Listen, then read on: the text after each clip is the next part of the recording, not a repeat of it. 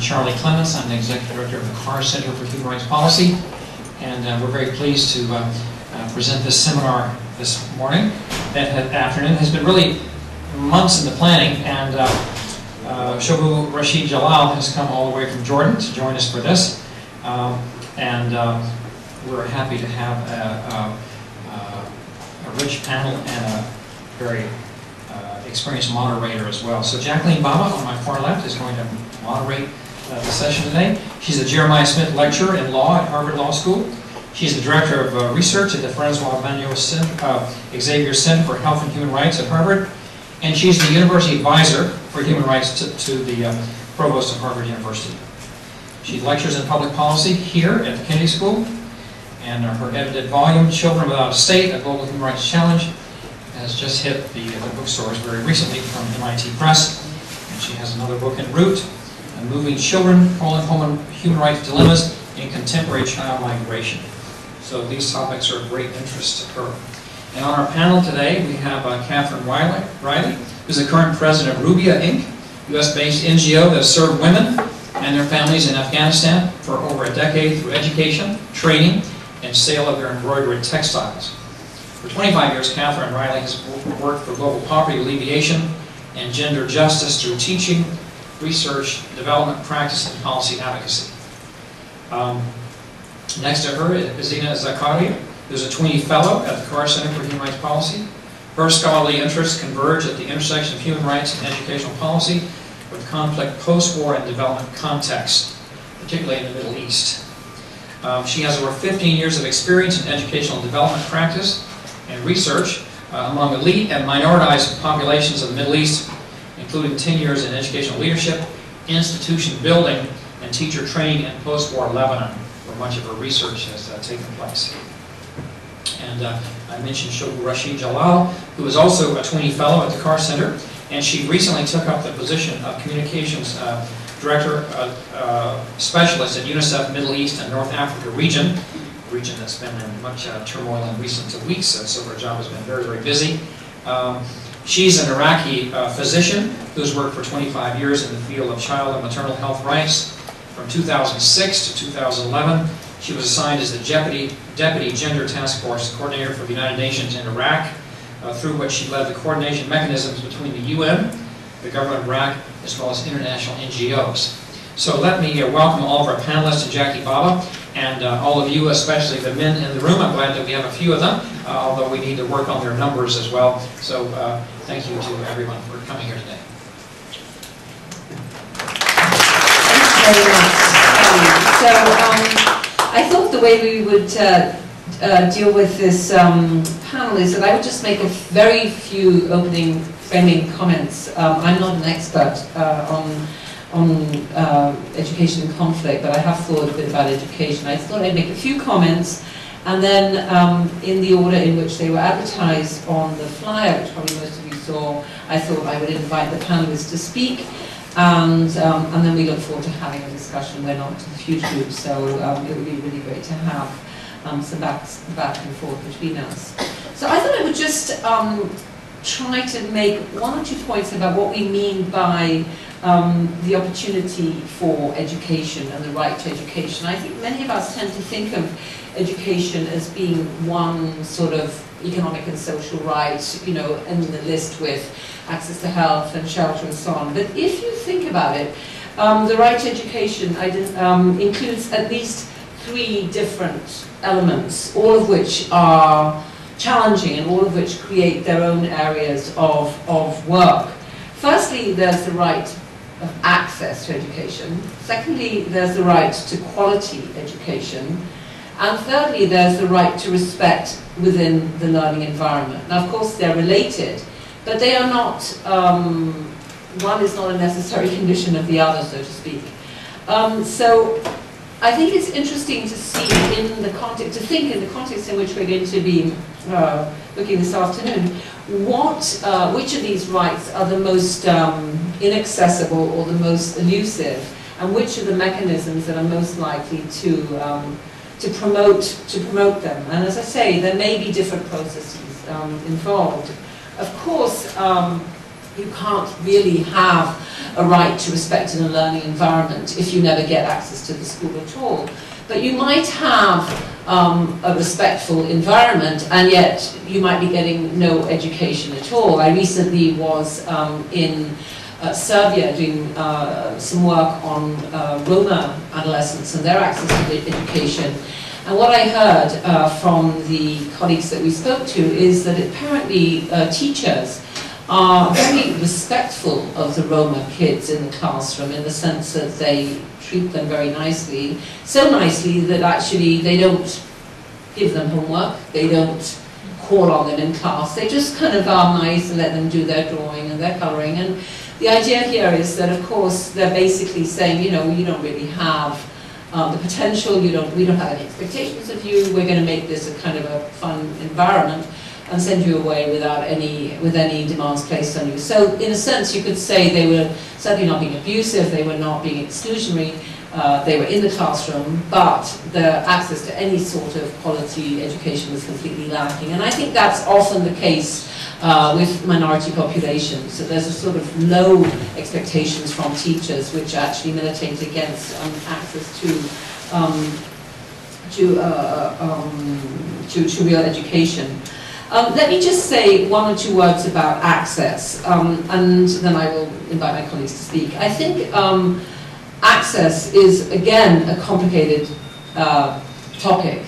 It's not, tend to think of access as just, you know, getting to the school. You know, think of apartheid where a black kid could not get access to a white school. That's the most basic type of access. But in fact, there are multiple dimensions to the question of access. There's a question of a space which is safe, so that you don't have to cross a war zone, you don't have to cross gang-infested territory, you don't have to contend with, you know, sexual propositions on your way to school. So just, you know, the physical space being safe.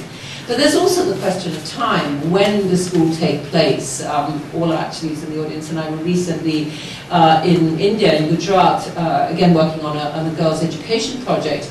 And we heard that there's a period every year when there's a very intense need for labour, including child labour in the fields, when the schools just close down.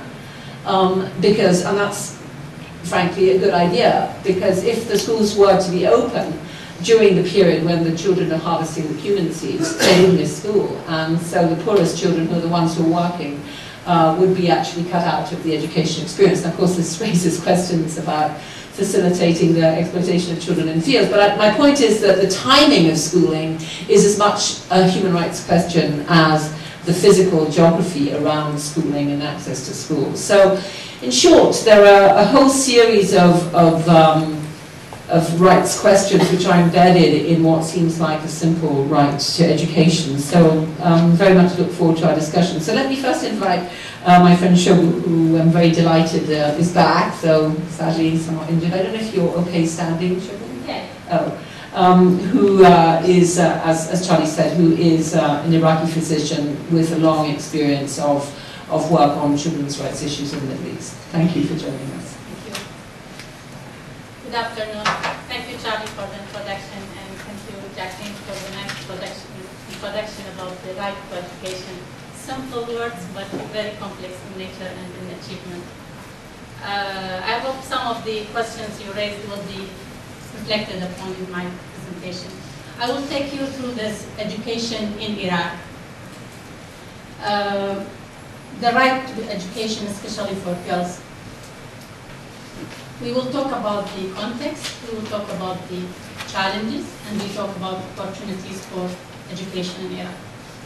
When we talk about education in Iraq, we talk about 2 million girls under 5 children and 7 million girls under 18 years and 15 million population, 15 of which are women. So this is the general population. We're talking about country in conflict. During the 80s, we had Iraq-Iran war that lasted 8 years, and then we had the Kuwait war in 1990, then the sanction for 15 years, and then occupation, insecurity, and violence from 2000 to date, mass displacement during 2006 and 2008, and even from now with the elections and all this progress that achieved, we still have political instability, crimes, killing and kidnapping, and mass demonstration going on in the country. The country is still in transition, has made relatively good progress towards political, socio-economic stabilization since the first half of 2008.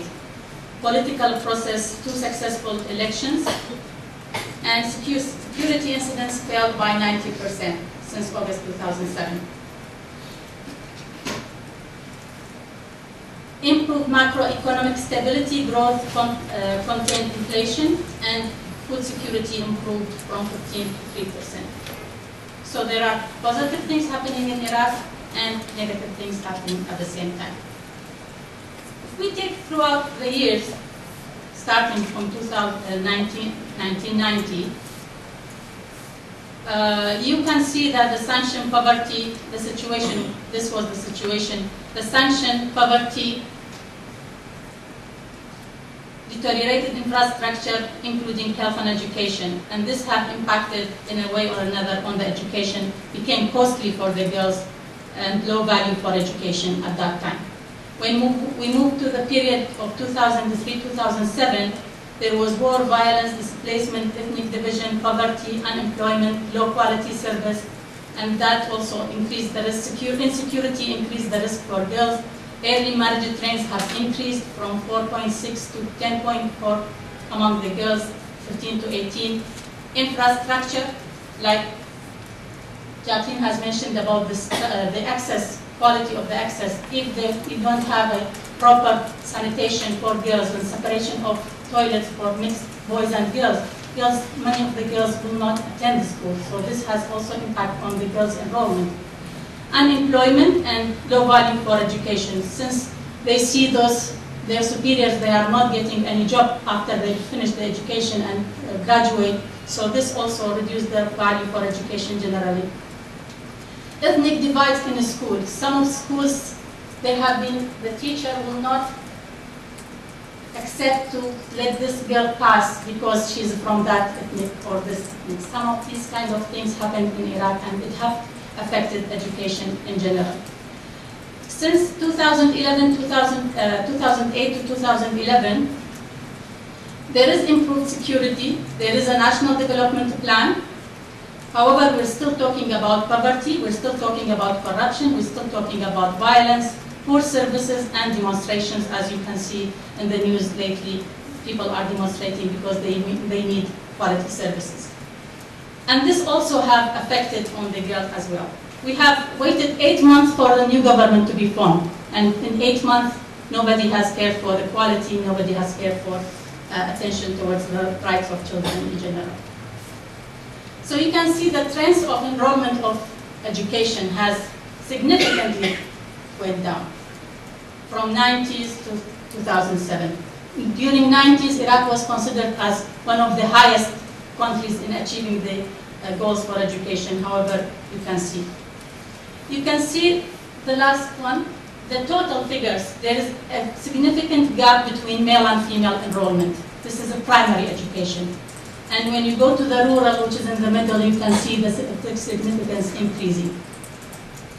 If you go to intermediate education, you can see that only around 30% of girls continue to intermediate education. Compared to boys, there is a gap. When you go to secondary education, intermediate education is from class 7 till class 9 in Iraq, in case that's not understood. And the secondary is from class 10 to class 12. So when you get to that level of secondary, pre-college level, you can see the education is completely getting down to around 20%. And as you can see for the female, which is in the middle, those who start in primary education don't finish their education towards higher education. Some of the school-based data, those were the data from the household level surveys, but these ones are from school-based data, also show that, for example, in 2006, some 800,000 children were not attending primary school. 74% of them were girls. Only 39 in every 100 girls who are enrolled in grade 1, as you could see significantly in the bars, they don't get to enroll in grade 6, meaning that they are dropping out of the schools.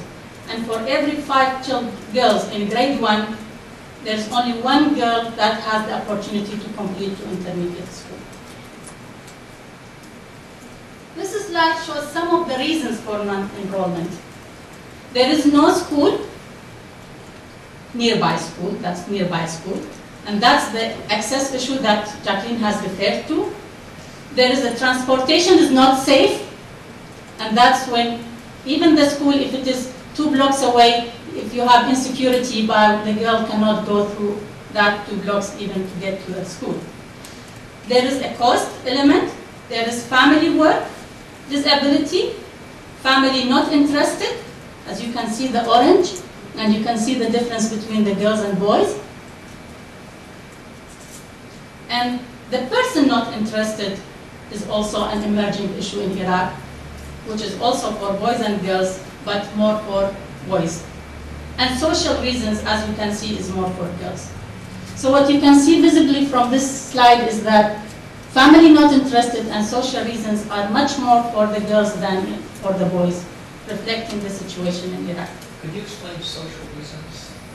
Well, you need to go in depth more on more of the social reasons. This is the figures that came out, and it was recommended to have more in depth, like focus group discussion or more qualitative assessment of what social reasons these are. Some other studies, which is not a national level, some small studies have reflected issues like the teacher, how they're treating the girls in front of the school, mixed school, and this age group is to be insulted in front of her friends. That's one of the social reasons, I think, which was, I cannot say it's part of this, but that was another study, small scale study, which reflected those things. We go for specific conflict-related issues. As I mentioned about the infrastructure, and 85% of schools need rehabilitation. Like 17% of school system have been looted and ruined after the war. So instead of adding on things, making access more for more children, you can see even the existing system have been deteriorated. So percentage of households suffering security risk in their neighborhood, 30%. Displacement affect regular attendance of children to school, more for girls than boys. Insecurity affect regular attendance. Of those children attending school, more girls are not attending regularly than boys. Overcrowding and mixed schools.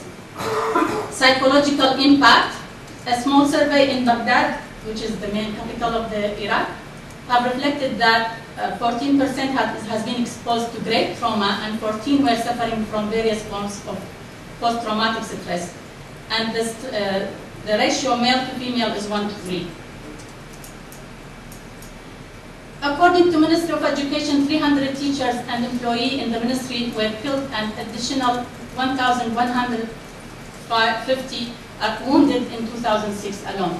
So even those experienced teachers, the quality of the education they are giving. 90% of under 5 children who attend school, 86% of them, they do not attend on regular basis. So the quality issue that was reflected correctly by Jacqueline is completely affected here. And one of the reasons mentioned in a focus group discussion that I attended with senior level people from the Ministry of Education, they said delay in conducting the population survey is one cause of non-enrollment because they don't know the exact figures, how many girls are to be attending in their catchment area. Each primary school has to follow on those who are within their neighborhood. So without data, they don't have.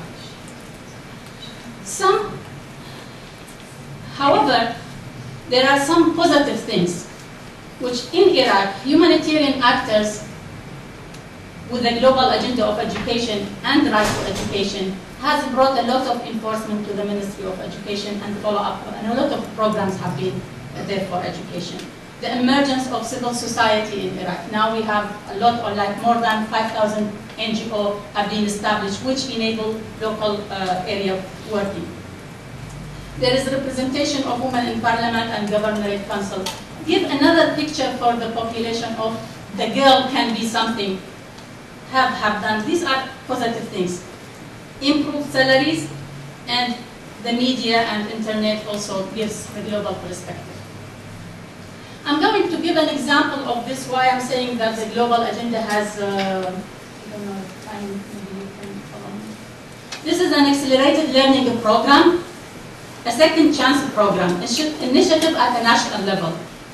It actually compresses 6 years of primary education and 2 to 3 years, and it's a second chance for those who are adolescent and didn't have the chance to education, so that they will not feel embarrassed to go with the small children. This program was designed for them.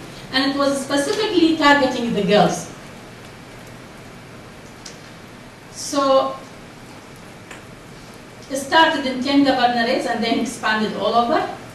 Age limit, because of the success of the program, increased to 20 for boys and 24 for girls. There have been benefits from this program. 37,000 learners benefited from this program as of 2009. 63% of the graduates are currently in secondary school. So once they got the opportunity, they moved forward. Another 6% are in some form of training. 93% of the survey, these are samples from those who have benefited from the program, indicated they want to continue education. So this tells us when you give the opportunity, the children will benefit from it. Still far, 600,000 were targeted, but actually 37,000 only benefited from them. And only, as you can see, females to male did not match the original intention of the program, which was directed to the girls at the beginning. So this brings the question of, did the program was designed based on the root causes? Does it respond to geographical disparity? How did it expand? It started in 1 governorate, 2 governorate, 3 governorate, and then started to expand regardless of the education situation in those governorates. So governorates which have education enrollment like 30% had the same opportunity like governorate which had education enrollment like 80%. So geographically it was not equitable. How effective the program was? They chose to put one school, accelerated learning school, in the center of that governorate. And we said the problem is mostly in the rural areas. So we didn't address the actual needs of the girls who benefited from this program. And this brings us to the question, should we plan for a national program or should we go more from the community perspective? Some young children were participating in the program. So there was this argument whether this program is going to take over the normal education program. This is an example of a girl, Iman, 22 years old, from Wasit. Today, I hope that I can obtain a normal school degree that helps me find a decent job. I can relieve the burden on my mother and give my daughter a good future, something I could not have achieved without a school certificate. So this 22 years old Iman could have been one of those many who have missed the education opportunity. This program, with this kind of program, she had the opportunity and she did well in that program. So, thank you very much.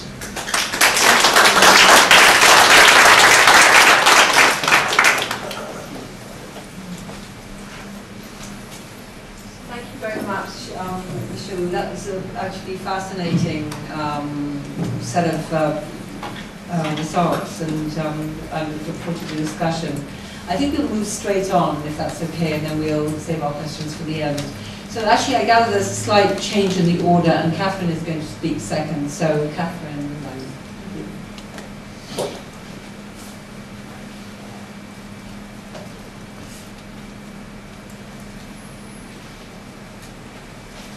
Thanks very much, Jackie, and thank you, Charlie, for the kind introduction.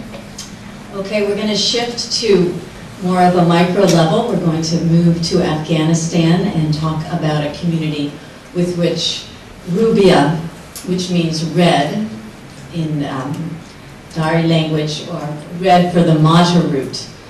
So the meaning of Rubia is red. So that's the color of the presentation.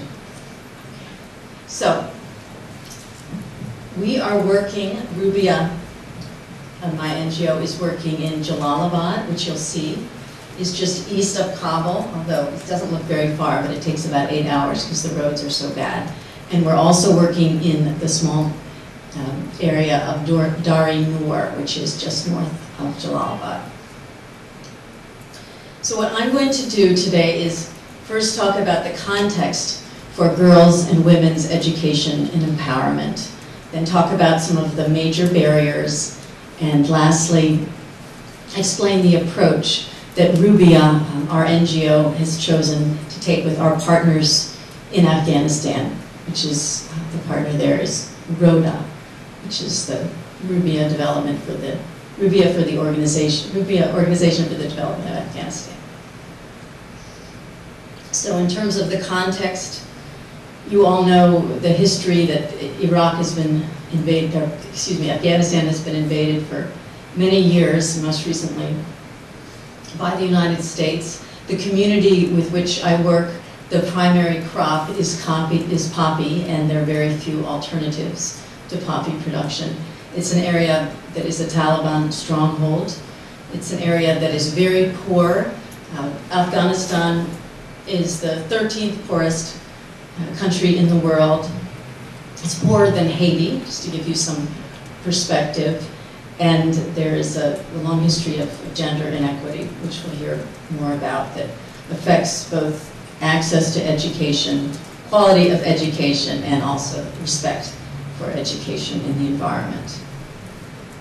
So this is just to give you an impression of the kind of poverty and the environment in which the women with whom we work live.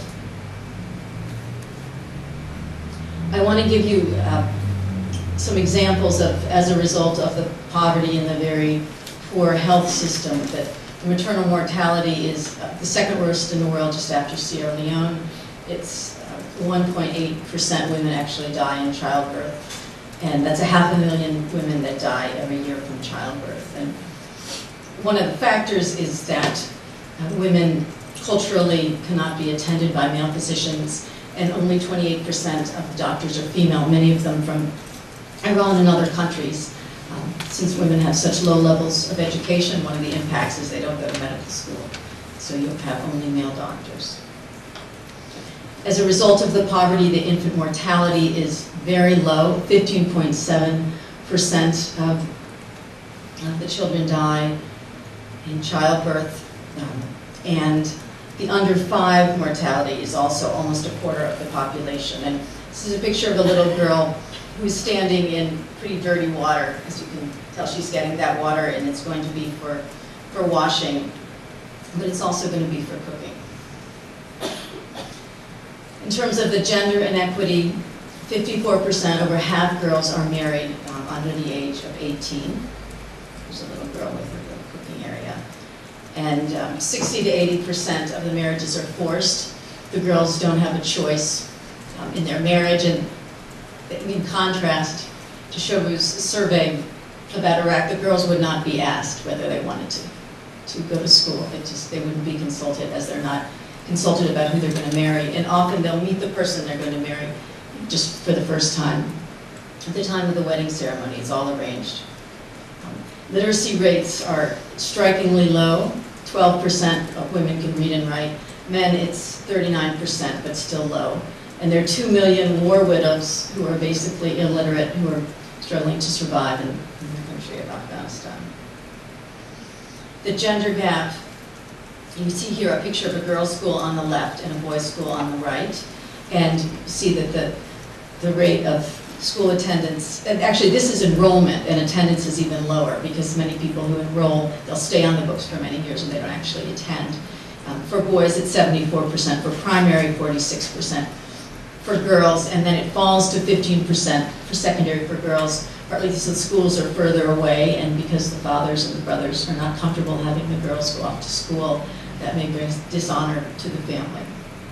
And then for the boys, it also is dramatically reduced as the boys are needed often for working with their fathers in fields. So I have a quote here from Larry Summers, just as a contrast.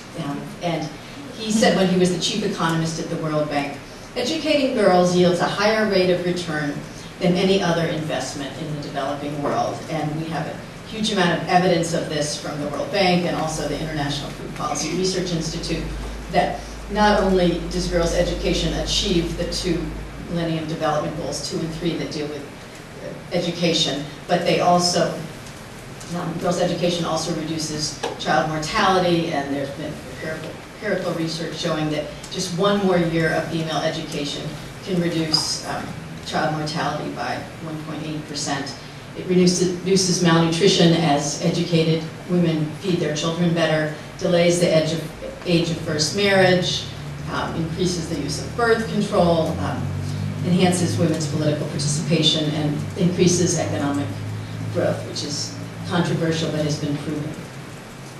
Now, why is it that in spite of all of this wonderful payout to payback for investing in education, are the education levels so low? So I'm going to argue here, we're really going to look at the demand for education. So education is not just the schools, but it's the attitudes within the household, the choice of whether or not to send the girls and the boys to school. So historically, education doesn't have a very good name. The king in the 20s went to visit Europe and came back and wanted to modernize and made education mandatory. And we actually heard stories in the field where the richer people were able to bribe the government agents who had to monitor whether or not the girls went to school. So it was actually only the poorer kids who ended up going to school because it wasn't considered socially prestigious. It wasn't necessary. Know that when the Russians invaded, they also made education for girls mandatory, and partly as a result of that and many other factors that the Taliban, there was a major backlash against the fact that the women were out in public, they were in public spaces, they were uncovered, they were working, they were educated, and with the Taliban, of course, the rights of women were dramatically yanked away rather suddenly.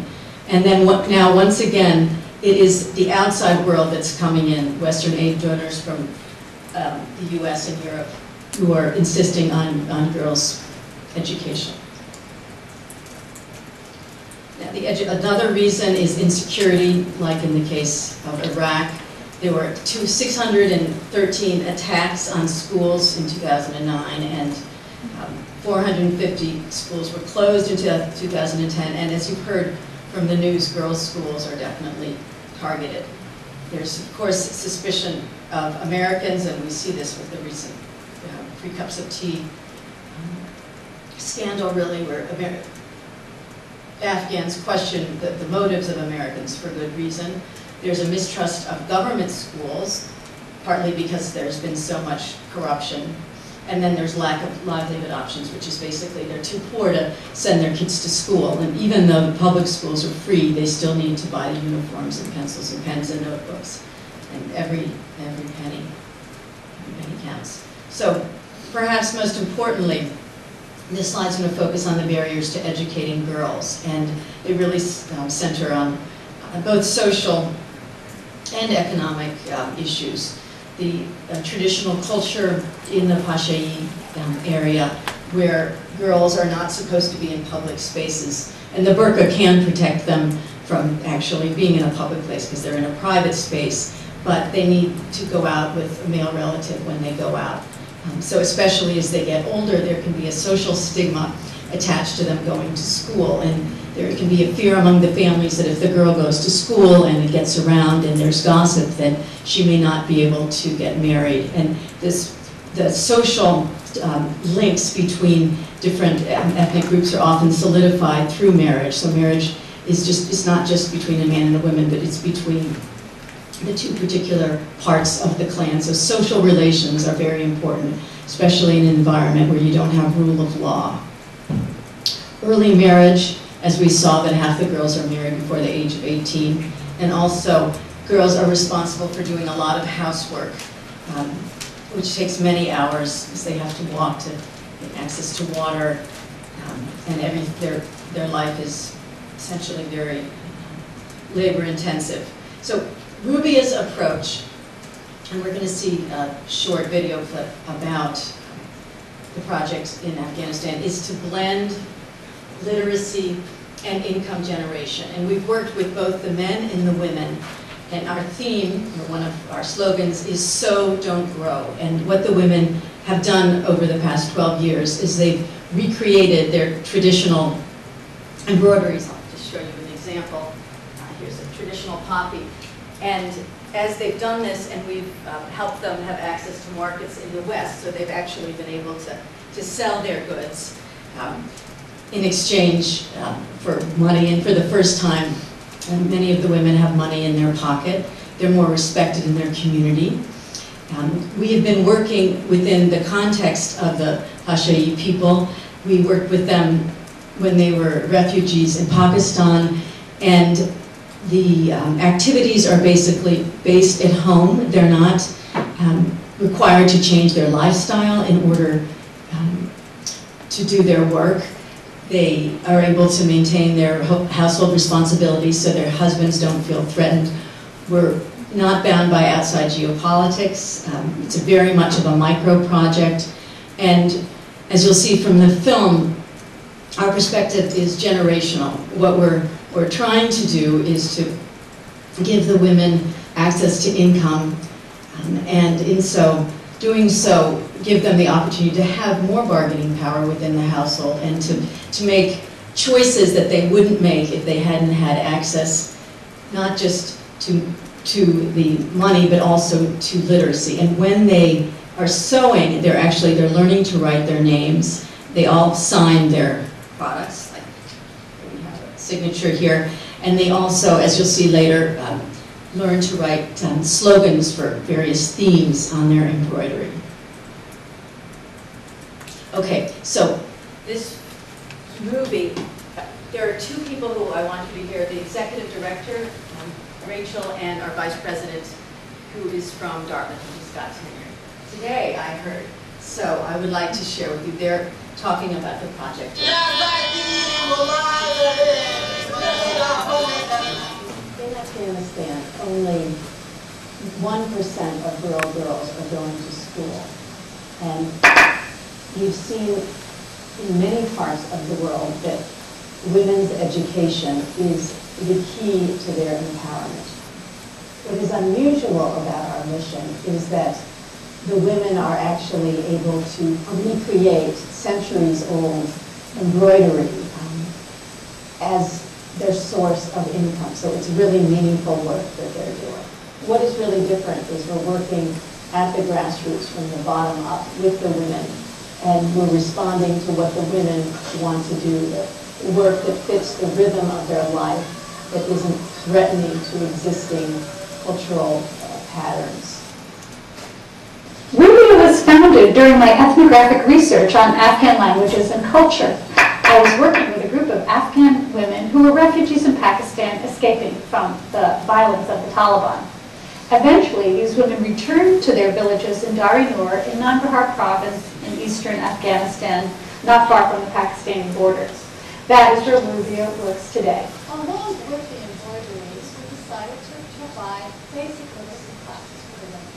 Literacy was a great way to train everybody to be part of this community. After a while, the women said, "This is great, we've got some education, let's start a school for the children." And so we started a small elementary school, which actually reached about 100 children. Rubia's innovative economic development, literacy, and health programs address poverty by bringing women together to talk and learn in a context of producing fine handwork. But Rubia is more than handwork production. It is a grassroots community building, education, and empowerment vehicle for Afghan women and their families. Through Rubia's multi-pronged approach, women are pulling each other out of poverty and ignorance. Handwork is one of the means to economic livelihood, but education is the goal that will transform their lives. I think what's really unique and important about what Rubia does is they are actually addressing the needs of women in their particular community. They're not trying to create a one-size-fits-all program for all of Afghan women. Taking a grassroots approach to providing assistance and really allowing Afghans to help themselves and understanding what their capacity is, what their needs are.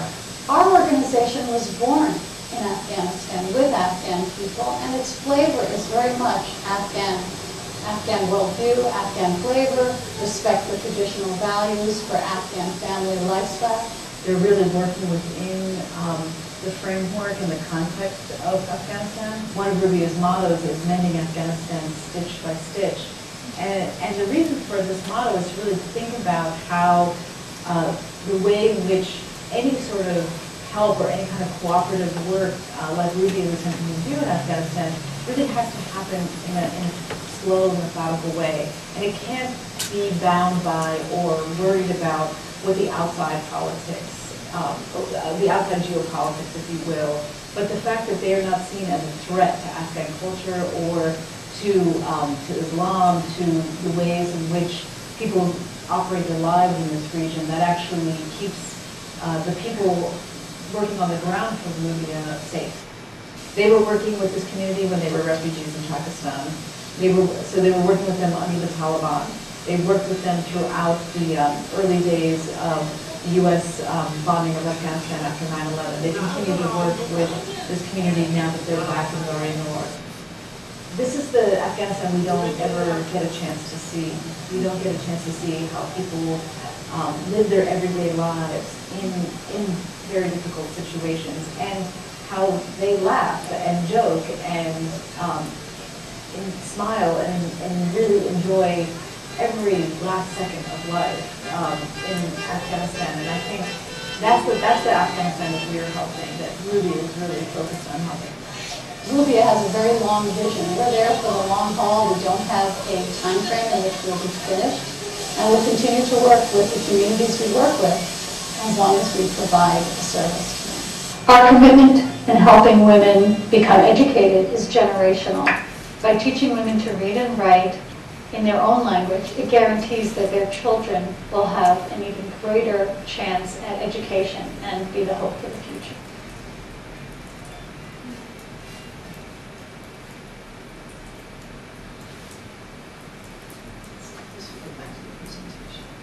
Yeah, that was my first attempt at editing, so I'm adjusting the sound up and down. So this picture is very significant in terms of reinforcing our whole mission. It has taken 7 years for the women and the men, the families with whom we work, to allow their girls to come to this school. And what they did is they watched us. They watched us in the community with the women doing their sewing and their embroidery and getting the money and going to lessons, and they became comfortable.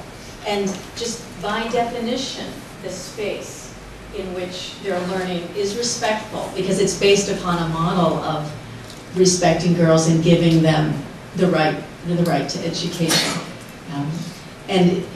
I can't underestimate, or I can't overestimate the importance of the trust and of taking time, which of course flies in the face of many Western development projects, which have very short time horizons and a quick demand for impact and showing quantitative impact within a couple of months of beginning the project. And we had this problem in Jalalabad, where we just built a design center, and I'll show you some pictures of it so you can see that it's actually a real center, like some of these schools we've been hearing about in the 3 cups of tea situation. I'll just show you. Well, I'll go through basically just reinforcing what you just saw, which is that part of the education is passing down this tradition of embroidery. It's not conventional reading and writing, but they are learning a craft that their ancestors have done for years. The embroidery, as you know, or as I've mentioned, is considered, it's legitimate because women have done it historically, and women can do it fits into their routine. And the whole family also participates. This is important in my gender classes. I I have for the final assignment, they do a training session for either boys or men. It's very important that the men be included in the project, and they are in terms of procuring the yarns and the dyes and the selling, and the men are basically taking the product, bringing the ingredients in and then taking the product out. Okay, here's a picture of our design center, and I mentioned this, this push by donors for immediate results, and we have some donors from Microsoft, from the Silicon Valley, and they keep pushing us to tell them, we need to tell our investors within a year, they asked us, within a year, could this design center where women are learning to stitch designs that show lessons, and I'll show you some slides of those, when are they going to become financially self-sustaining? And we just, there's tension because they don't understand that this is a project that is slow and methodical and requires years for the women to actually, they're not just producing and selling their goods, they're also learning to read and write, and they're learning about civics and hygiene. And let me give you some examples. So we have this new curriculum which is called Threads of Change, and it was made by an Afghan designer, and we got special funding from this organization called Dining for Women to create this curriculum, and we made the movie for them. So here we have lessons, and this is, the women are basically stitching, the importance of, you can tell those are girls who are going to school. And here's a picture of hand washing, which is not a traditional practice, and it's just so important in dealing with the sickness and the early child death issues. Here is a woman holding a Quran, which is a sacred act, basically saying you must stop fighting if a woman has an open Quran. These are women, adult literacy is the message. I love this one. This is no early child marriage, and these all were made by Afghans, I have to tell you. So here's a picture of women that was taken, I guess it was in December, and sent over to us, of women embroidering poppies. And basically, we found over the years, I mean, it's very incremental, but women do have, their voice is listened to a little bit more in the household now that they have money, and they voted in the most recent election, and they're just speaking up a little bit more, but it's a gradual thing. So just to reinforce the message, which is that change is generational, and there's evidence from around the world, but in this case, we've also seen that the educated women are more likely to educate their daughters, who are more likely to educate their daughters. So just in terms of, some of my students are here, but most of you are practitioners, and just very basics of working in development, that it's really all about listening and trying to offer technical assistance and knowledge in terms of choices of different approaches to take, but to actually let the people with whom you're working choose what the best option is for them, rather than having a donor conditionality where certain conditions are imposed. So then we have one last question, which is, are Afghan girls empowered through education, or are Afghan girls educated through their mother's empowerment? Meaning, as their mothers become empowered, is that then reinforcing and leading to education? Just wanted you to think about that question. Okay. Thanks very much.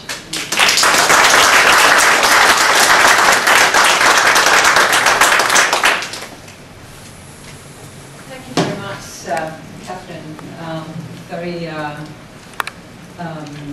wonderful images, and many, I think, issues for us to think and talk about. Our last speaker is Zeena Zakharia, who is, like Shoubo, a fellow of the Carr-Ryan Center, and she is going to talk to us about Lebanon. Thank you. Thank you very much. I'm actually working from a very different context. It's an urban context, and one in which there is high enrollment and literacy rates, both among girls and boys. and a long tradition of formal schooling, although not a long tradition for all, still a long tradition of formal schooling. And the general understanding that girls' education is important for health and social progress. I would say that education is valued in Lebanon, even if it hasn't actually borne out the fruits of what it promises to most people. So this paper then moves beyond educational access and literacy to look at some of the ways in which girls' empowerment is negotiated in school and within a larger context of local, regional, and global conflict. Specifically, I draw on school and classroom data from extensive ethnographic research conducted in a Shiite girls' school in Lebanon directly after the 2006 war between Hezbollah and Israel. The research illustrates some of the challenges and opportunities for girls' empowerment during acute and protracted conflict. The recent Global Monitoring Report on Education for All focuses on the impact of armed conflict on education, asserting a hidden crisis for reaching the fundamental goal of education for all. According to UNESCO, education is a fundamental human right and essential for the exercise of all other human rights. The right to education encompasses also the obligation to eliminate discrimination at all levels of the educational system, to set minimum standards and to improve quality. UNESCO this year. I work from the starting point. However, I note also that education can work against the exercise of other and others' rights and has been used as an instrument for overt and hidden forms of discrimination. It's also served to knowingly or unknowingly perpetuate a culture of war. For this reason, educational policy is often contested. It's also intimately linked to the process of peace building and community development. Thus, my work explores teaching and learning as a complex social practice with political and socioeconomic dimensions, and it considers these dimensions in relation to the basic need for human security. I take the view that empowerment is a social construct, and this construct is dynamic and it's multifaceted. It is also a gendered construct linked to political participation, which has been theorized as a masculine space. Various conceptualizations of empowerment have emerged over the past 3 decades, and for the purposes of this paper, I consider the notion of empowerment as both a state to be achieved, as well as a, quote, and I'm quoting Chow here, a process of capacity building, to make decisions about strategic life choices and to challenge the power of gender regimes that constrain one's options, autonomy, and well-being while seeking to achieve desirable life outcomes. Thus, empowerment has 2 dimensions: to develop the power within the self and to develop the power with others for collective action. Connecting micro and macro processes in education at a school whose community was most directly affected by the 2006 summer war, the larger study on which this presentation is based investigates how teachers negotiate between the demands and pressures of external standards in education, the larger socio-political context, and students' academic, social, and emotional needs to carve out what Hornberger and Johnson have termed, and I quote, ideological and implementational spaces for girls' empowerment through academic engagement and through the exploration of gender roles and human rights activism in the face of acute socio-political struggle, political violence, and devastation. For the purposes of this short talk, I'll focus on political participation. And for those of you who are interested in the human rights education dimension of this study, there's a flyer over there for a talk that I'm doing after tomorrow on that. So, just a few words about political participation, which is so important in the context of what's happening right now in this part of the world. Within the modernization strand of development, political participation presupposes empowered agents, and that agency is developed through appropriate schooling of the modern subject. Accounts of the problem of gender in the Middle East have been preoccupied with women and girls' empowerment as both a state to be achieved as well as a process by which women and girls are transformed. These accounts are underpinned by an authoritative discourse that privileges schooling as the locale for women and girls' empowerment. Schooling is, from this perspective, the avenue through which they become empowered subjects and political participants capable of their own emancipation through the development process. That is, schooling makes them capable of change, either transforming themselves or with the support of experts, but presupposing a particular kind of improvement towards a desired state. That desired state, from the modernization perspective, is one of a person with modern beliefs, values, behaviors, and these include things like independence, political participation, secularism, decision-making, human rights, and so on, and these form the feminist modern. What's contradictory and ignored here is the possibility that the desirable life outcomes that we're talking about may look different within and between various contexts.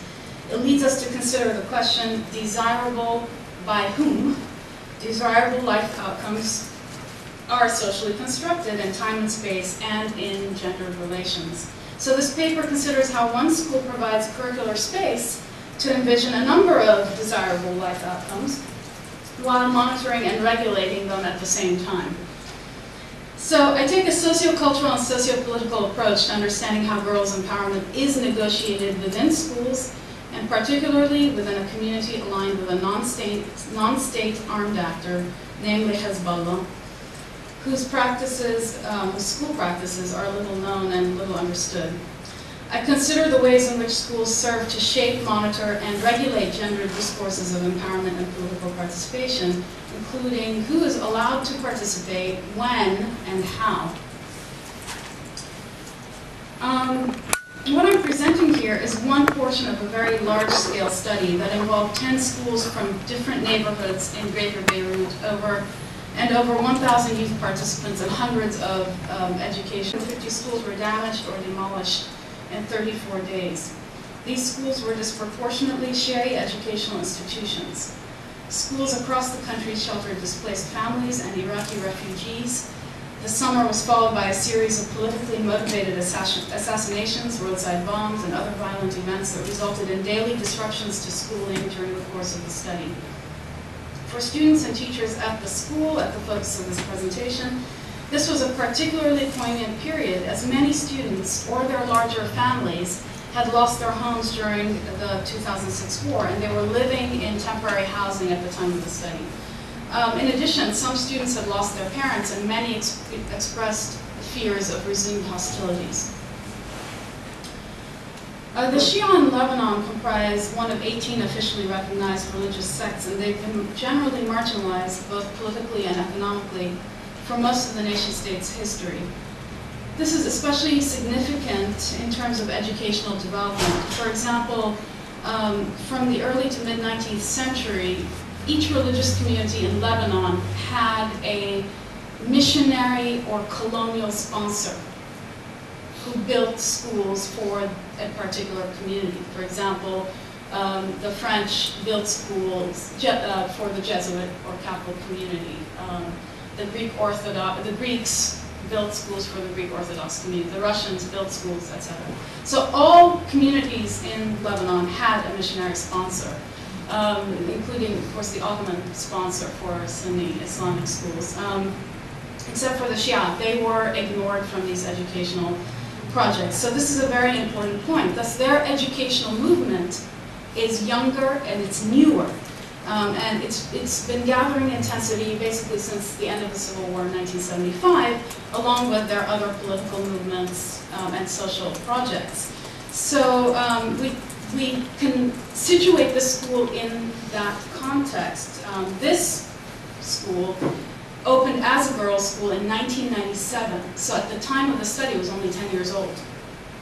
And it was opened by a charitable organization and currently enrolls 2,500 Shia students, including girls K through 12 and boys now, grades K through 9. There's pressure to increase the number of places for boys because it's considered a good school. But they're in gender-segregated classrooms. It runs both Arabic English and Arabic French bilingual programs of the Lebanese national curriculum, as well as bi-weekly religion classes and daily morning prayers much like the Christian missionary school model that is prevalent among private schools in Lebanon. It's also a university preparatory program, and students and teachers are, with few exceptions, Shiite. The school is open to all students. However, the case in Lebanon is that while Muslim students very likely will attend Christian schools, the reverse is very, very rare. They do have one Christian student. They did have one Christian student during the year that I was there. But it's to be seen, according to the school officials, how that will go and whether that will increase in future. So let's move on to some classroom data, and I'm going to look at 3 specific lessons. Okay, if we have time, maybe just 2. So here's the first one, and the first one, and I want you to visualize this. This is a grade 10 French lesson.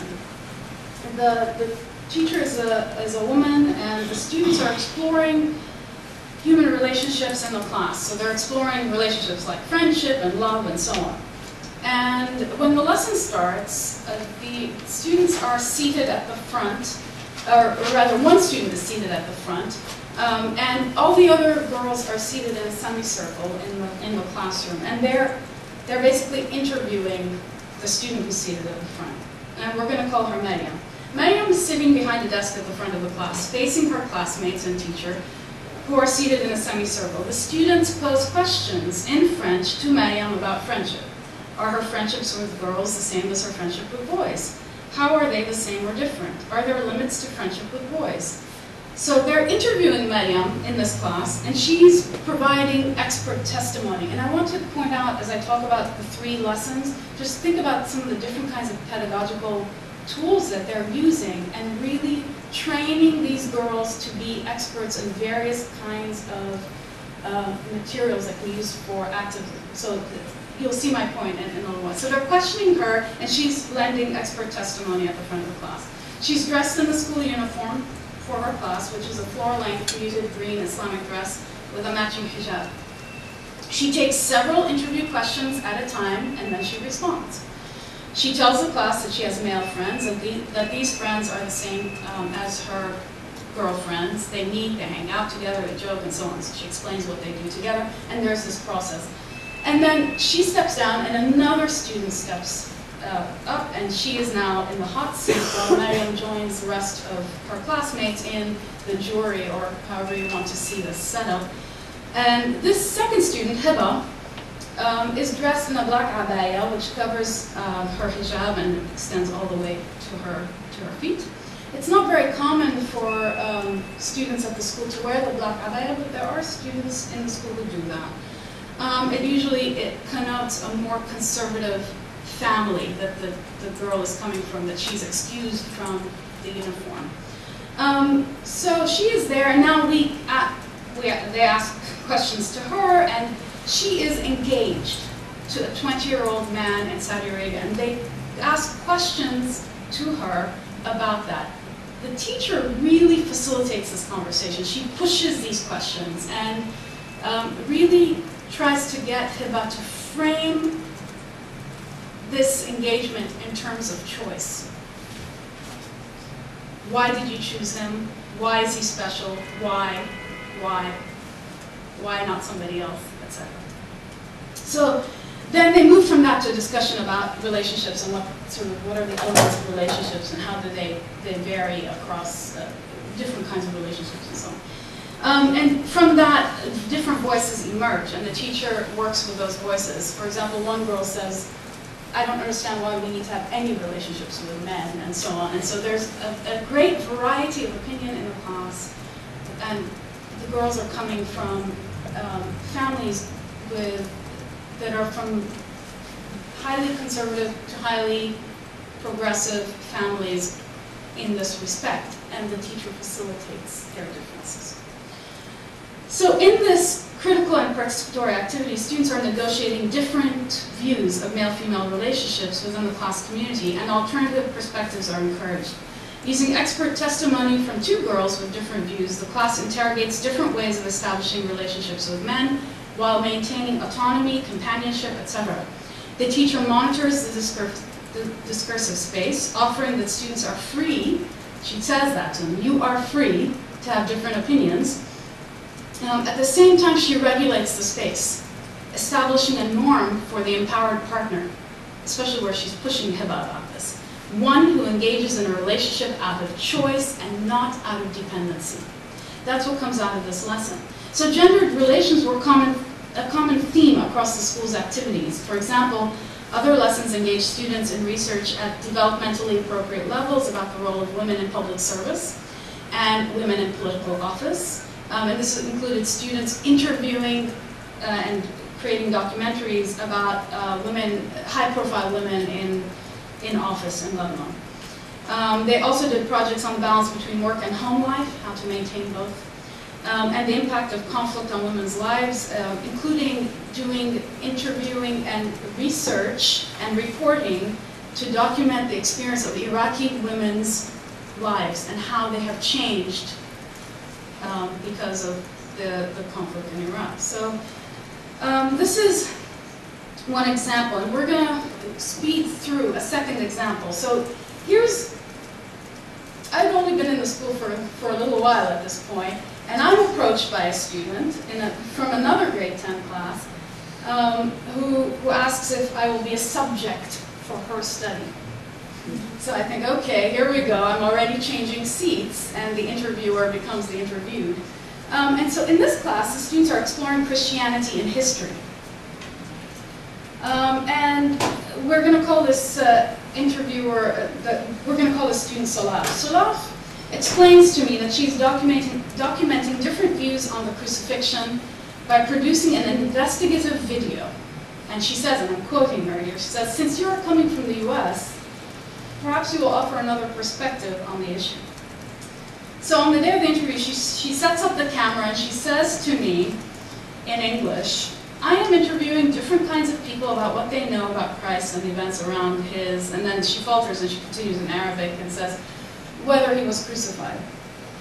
And then in seamless interview protocol, I mean, I'm still learning how to do this myself, Solaf thanks me for meeting with her and for agreeing to be interviewed, and she explains the content and structure and how the video will be used to be presented to her classmates to elicit discussion. So she then turns on the camera, and now I'm in that other chair, and she asks me, what do you know about Christ? Who was he? How do you think he was crucified, etc. And she gives me an opportunity to respond and poses a couple of other questions. So in this class, students examine a major point of contention for Muslims, whether Christ was crucified.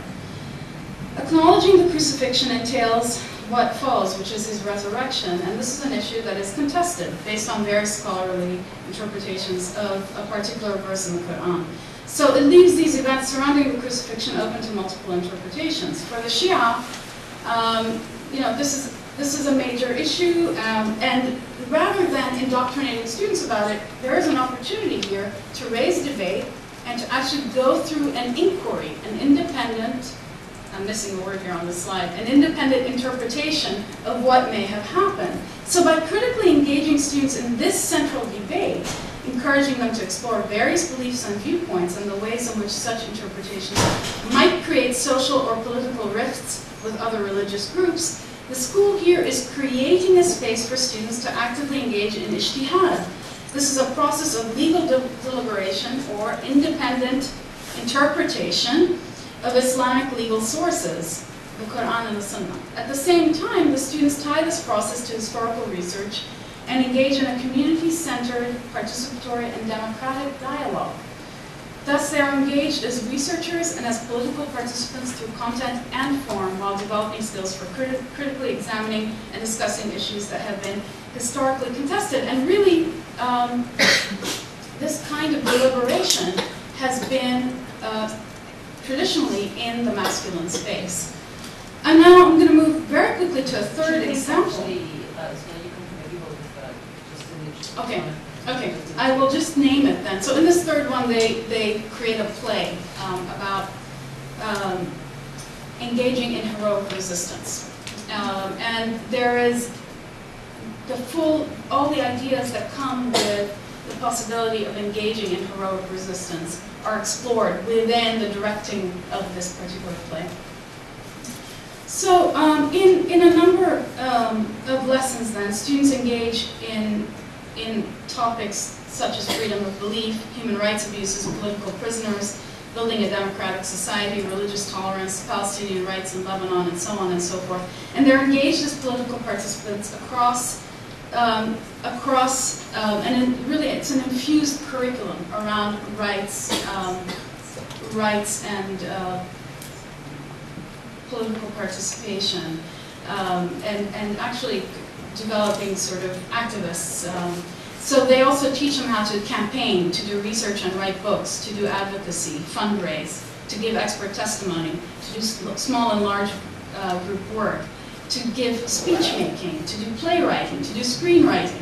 All of this around social activism that's important to the community. So while alternative viewpoints are present among students and teachers and encouraged in class, they're also regulated. And so I'm going to sort of jump here that even though we see teachers and students negotiating this discursive space or production of gender in relation to forms of political participation, we at the same time see gendered discourses at other levels of operation that serve to regulate behavior and expectation, including some of the rules of the school that are in the hierarchy. So we see schools that schools are neither emancipatory spaces in terms of gender, nor are they sites of hegemonic reproduction of gendered discourses or political indoctrination. Rather, they serve as sites of contestation in which the interrogation of gender norms and empowerment occur in multiple spaces. They occur in the classroom, and they also occur outside the classroom, and regulation happens in mundane places, including the sort of daily rituals and interactions that constitute the school space. So these observations contradict linear and gendered accounts of development associated with empowerment and political participation. Thank you.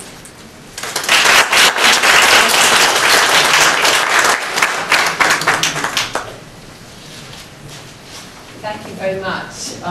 That was actually fascinating overview. Maybe I can invite my colleagues to come and join me. I think we have maybe 2 more minutes. So I think what was very interesting about this, we actually got really a panoramic view, from starting off with the whole country perspective, looking at Iraq through this sort of historical lens that Shoubo gave us. And then we moved to a specific area and looked at various different approaches in Afghanistan to different groups and different communities within the area. This sort of wonderful combination of working across generations, both on income-related ventures, but also on educational access and educational content. And then we narrowed down in the Lebanon context to looking at a particular innovative, experimental maybe, school and the sort of curriculum that's been developed there, and the sort of pushing of boundaries. So I think that's a terrific set of inputs. And maybe I'll just give people an opportunity to think of the question by asking a first question to whichever of you, which is, in each of these contexts, I suppose, there's a difficult balance between starting where you are. I think you talked about it, accepting, of course, that change has to come gradually, that the men are going out getting the materials and the men are going out selling the products.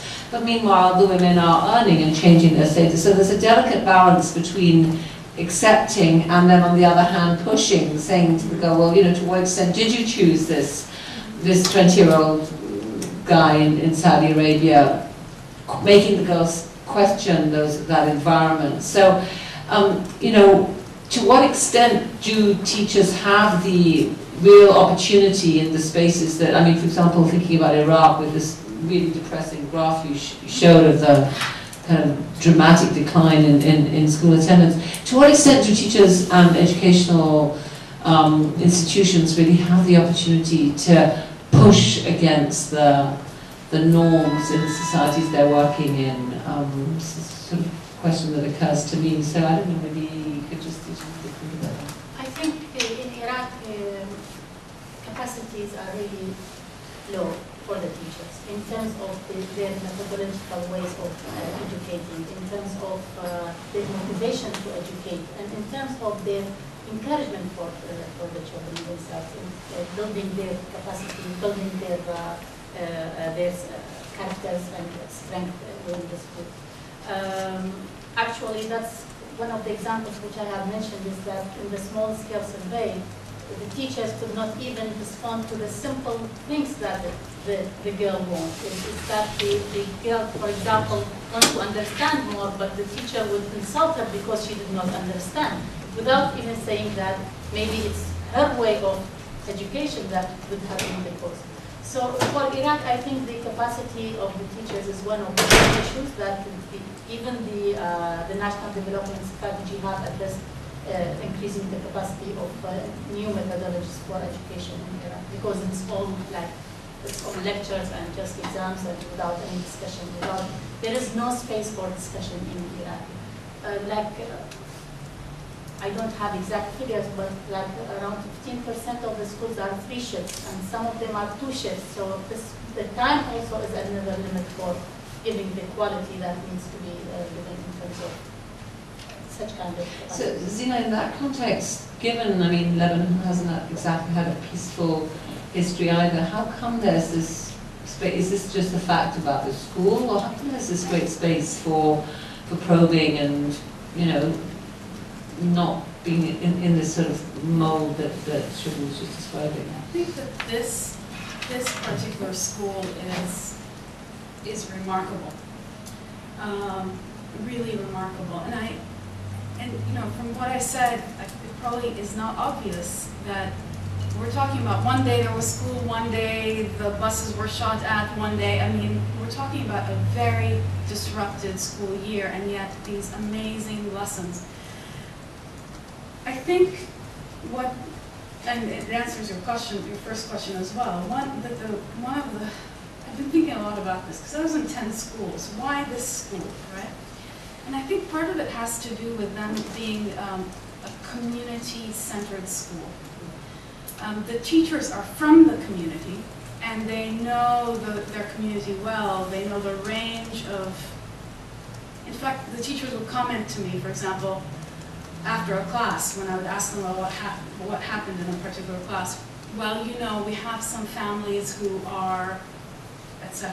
And so the teacher would facilitate around what she knows is the spectrum and contour. And I think they can push quite a bit when they are from the community and are respected members of that community, educated women themselves from the community.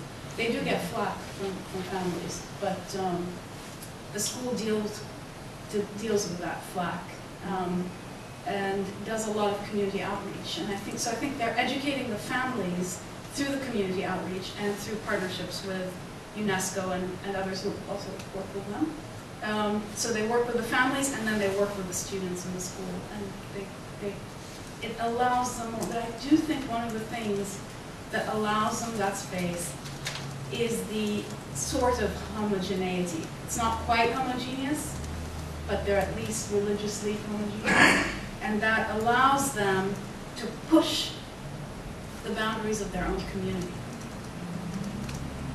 Yeah.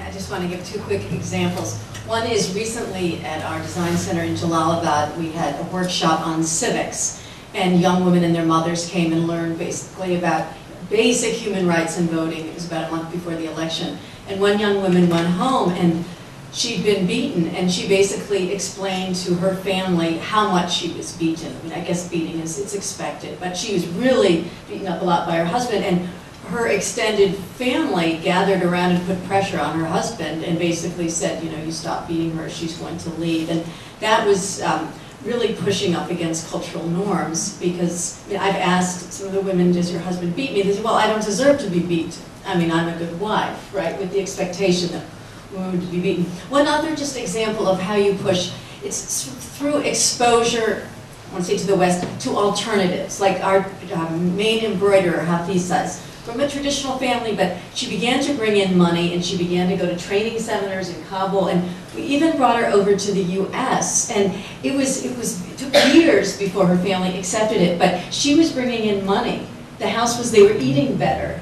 She had become a leader in the community, and there she was. I took her to Walden Pond and she went in her burqa. I mean, it was just it was amazing. And she kept wanting to have her picture taken, and I kept saying, listen, you really want this picture to go back? Because every day the veil, it would go back a little bit more, right? And so the picture, okay, I want a picture of the decor of a museum. Well, I'm going to wrap myself up again. So it just through that exposure.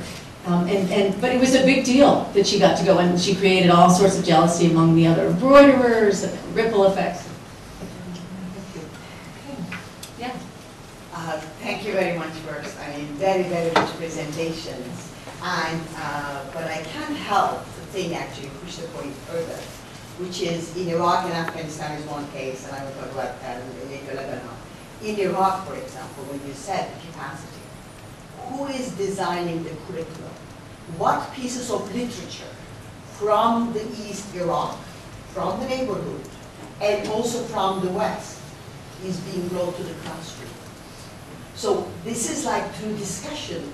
I mean, the curriculum is the essence to push this and bring modeling. And I think it relates to what you're also saying, Catherine. In Afghanistan, educating women, educating their daughters. What is being done to educate the man and the sons? What can we do if we don't educate the sons right? We will never straighten the society what we want it to be. What are the level of effort by the women to educate their sons? What can we do to eliminate, to make them feminists, both men and women, so that they can advocate other women? It's not enough to. We have two questions. Okay, two questions there, but I also, I will ask later together. Yeah, sure. Yeah, in terms of curriculum, I remember in 2003, 2004, and I was working with UNICEF Iraq, and the first few days there was a talk about changing of curriculum in Iraq, because before that it was all like Saddam is pushing ideas that he wanted the children to learn. So there was that intention, and up till 2011, the curriculum is still the same thing. There has been some, like removing of the national, what do you call it? National education, something like this. This has been removed from the schools. There has been incorporation of a human rights studies, human rights. However, the main curriculum is still more or less the same thing. There has been some schools and some in some governorates which they focus on certain issues which is related to religion or related to certain parties, and this has been really not accepted by the population. And there is a lot of calls from NGO and all the organizations, international organizations, to have a formal revision of the curriculum in line with the standards. The first thing is that the most important thing is not to influence the curriculum. That's a key issue, not by the organization, like a global organization come and influence what the curriculum, what the curriculum will be. It has to be Iraqis. In terms of capacity building, for example, from UNICEF experience, I said there are a lot of some like missions for those who are responsible on curriculum in the ministry to understand from the country surrounding as to how they are approaching the new methodologies in education, getting more. But as I mentioned, since 2003 until 2011, this is still in terms of a process. In terms of the boys, I mean, just realistically, we can't come in and have the sorts of workshops that we've done in Africa where you sit the kids down and they talk about masculinities and femininities and what is the definition of being a man in the context of doing AIDS education like we've done in Southern Africa. We're so far from that, from kids actually talking openly about their sex roles and the social roles and what boys do and girls do. But I would say in our context, I mean, the boys have gone to the refugee school, but it's basically just reading and writing. We're so far from this talking about gender roles. I would say that the best way in the realistically is that the boys can see their mothers, gaining more respect through earning money, through having, being treated better by their fathers or their husbands. I mean, I think it's very important for me with my son that he sees that his mother is working and in terms of what women do. So that would just keep it at that. My question is directed to Catherine. I'm much more familiar with things in Africa from Uganda. But in terms of the Afghan women that you're working with, I'm wondering, can you speak about modeling leadership within the women group? Because most of the time within those social norms, the women are socialized to perpetuate actually to be promoters of whatever is happening. So when you're trying to teach them certain ways, how do you ensure that the model is not only from mother to daughter, you know, but somehow the mothers are able to listen to the daughters? How do you identify certain leaders of women who try to push what you exactly want? Because what I'm familiar with, most of the time, the mothers believe these things and they push what a woman, what it should be. So in most communities, the women, some leaders, some women within the communities are able to pass on the message to other women. So do you have within the community leaders who believe in what you are trying to do to push further? There are a few that they lead rather quietly because of the social relations and jealousy and gossip. The few who have emerged have led by example and sent their girls to our classes, to our center, to learn the stitching as well as literacy. But we're not working at a macro political level in terms of promoting leadership.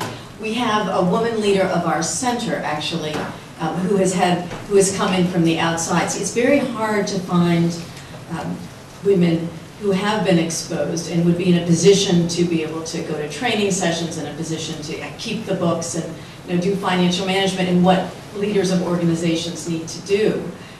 So it's not easy, and it's slow. And in terms of learning from their daughters, I'm not sure I understand completely the question. Or not learning from their daughters. For example, what I was trying to say is, are the women able, just mother to daughter, are they able to listen to the needs of their children, or they're just, passing down whatever you're teaching them? Are they being trained or at least socialized to really listen to their kids, at least in that capacity, so that there's that not only just the mothers feeding down, but the kids to reinforce whatever you're trying to help them.